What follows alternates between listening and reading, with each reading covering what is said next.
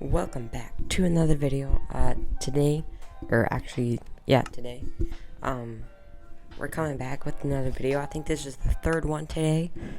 So that's pretty nice. And I'm going over some more BMX stuff since I'm leaving tomorrow. Might as well just talk about it because why not? Give me a reason why not to talk about that. I really want to see a comment talking about why I shouldn't talk about this, okay? Seriously though, not really. I don't really care. But yeah, I'm going to be going over everything that you need to race and everything that you won't like. Everything that I kind of need, but not really to race. Like to get me in a good mindset, basically, to race. And that's another thing.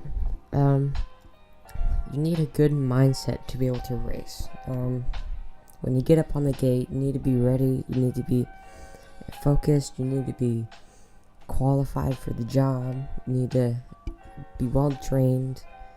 Have good leg speed. Have as much power as you possibly can. Give it your all. Have fun and just enjoy your time racing. They are only 40-second laps at maximum, 50 seconds for smaller kids, but for 12 and up, intermediate and experts, it's 40 seconds depending on the track size. For the pros, there's supercross tracks, and they make those longer for the pros, make the jumps bigger so that the lap lasts longer. But basically, I'm going to be going over everything that you need to race. So at my level, I'm an expert rider, so that's right before turning pro. And USA BMX changed the rules from when you can turn pro. It used to be 16, but now it's, I think 18 or 19 now. But hopefully I'll be ready for that. When I do, excuse me, that was embarrassing. Hopefully my mic didn't pick that up. But yeah, we're gonna be going over everything. So you need a helmet. First and foremost, you need a helmet. All right. It doesn't need to be, but you probably should have a full face helmet. So it's basically like a dirt bike helmet, but it's super light. You should go on BMX websites mainly, because they have a lot of stuff for that. And, yeah, they're usually more lightweight. They're more they're not super heavy. They're not, well, that's the opposite, but that's really the only difference. And they have different brands that make those helmets, and I think some supercross brands and there's some motocross brands that do not do BMX helmets, but just need to have a full face helmet once you get to a certain level. It's good for novices to have full face helmet. Primarily you do want to have one just to keep safe. A lot of the pros, every single pro needs a full face helmet, because if you don't, if you fall, your whole face will be destroyed. It's just, you can't do anything. You'll just have scars all over your face. It'll just be terrible if you fall. Secondly, you need some good shoes. You can have flat pedals if you're an expert, but it probably wouldn't be good for you to have flat pedals, because you need that for the gate starts, and so that you just keep your feet on the pedals and you can haul butt. My coach actually recommended some carbon shoes.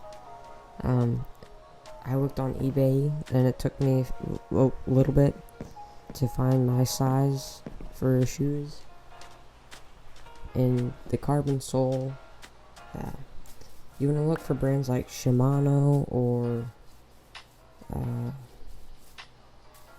let's see, Shimano, Fly Racing makes some clip pedals, but I don't know about carbon soles. There's a lot of other companies that you can choose from, but I know Shimano, that's a really good brand. And let's see, you need pads. You need elbow pads and knee pads. Well, maybe just elbow pads, but I would like to have elbow pads and knee pads just to be that much more safe. And then another thing would be I always put mine underneath my clothing, under my jersey and under my pants and stuff. And then I also use G-form, which is undershirt and underpants that have padding on them, and like on impact they like tense up so that you don't hurt your bones or anything, hurt your joints, so that's really good. But I wouldn't do that for elbow pads or knee pads because it would just bounce off. It wouldn't glide or slide across the ground, just to keep your arms and knees that much more safe. And then another thing you absolutely need would be, let's see, there's so much stuff that I have that like I use. The uniform and the pants alone, and everything that is clothing. I have a bag right here that is like 5 pounds of just clothes that I put on to race. And then I have a helmet. I have goggles. There's some people who don't like goggles, but personally, I would use goggles just because I do not want anything getting in my eyes. I don't want, to lose my sight when I'm racing, and then your eyes just water, and that's just a whole nother deal. And then gloves. Lots of people use gloves. I would recommend leather gloves if you can get them. Baseball batting gloves or golf gloves, those work. But I got some gloves from some people, and yeah, those aren't leather, but they work, and they'll last at least a season. If you don't want leather gloves, that's fine too. It's not like you're gonna burn a hole buying gloves, they're like $30, but they last a year, maybe a year and a half. And if you spend your money right, you'll be able to buy this stuff. Let's see. I have a neck brace. I would recommend a neck brace to anyone who is kind of fast. I got it just because I wanted to feel that more safe. It does limit your head movement a little bit more, but that's just the price you gotta pay for that. And it keeps your head from bobbling too and jerking your neck, which is another good thing. What else is there?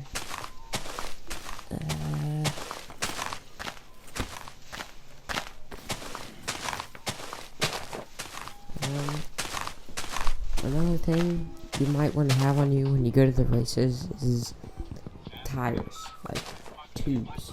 Not like an actual tire, like rubber tires, but a tube. If you don't know what that is, that's what goes inside of the bike, or the bike tire. And that's what inflates the tire and keeps it at its, PSI, pressure level. And I think that's it. Yeah.